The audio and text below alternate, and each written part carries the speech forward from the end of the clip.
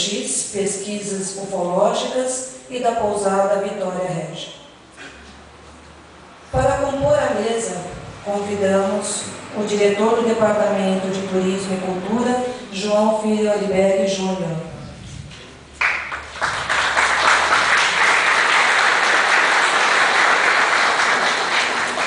O biólogo e ufólogo Paulo Aníbal Mesquita.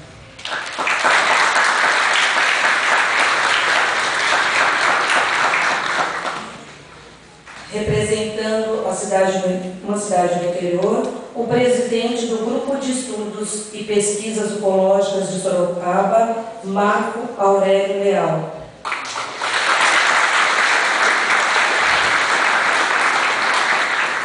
E a prefeita de Peruíbe, Milena Pagiello.